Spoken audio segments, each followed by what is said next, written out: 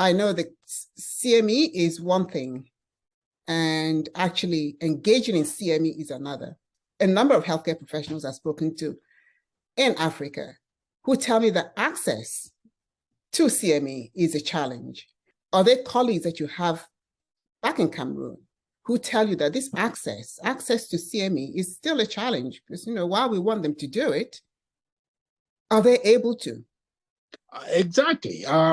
And access to this CME material, unfortunately, is a problem and continues to be a problem on the continent. Why? Well, first and foremost, there's no authority that requires any practicing physician to complete some CME time in order to continue to practice medicine.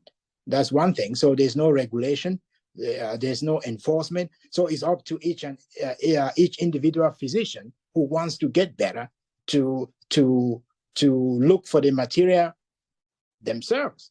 And unfortunately, this entails some out-of-pocket cost. And most of the physicians, they are so busy practicing their art that they create very little time to dedicate to continuous medical education. And then even when they do, is where do we go for these resources? What is it that has been done that is out there that's tailored towards Africa, tailored towards the way to our own population that has its own particularities, So it is knowing where to go to access this material. It may be there, but if you don't know where to search, even with your best intentions, you may not access it.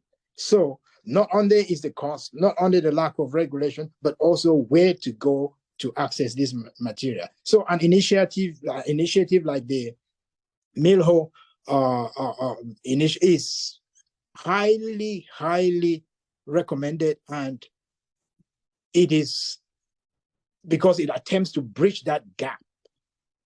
And it's something that every physician on the continent needs to be able to do and access and be sensitized about where to go get it.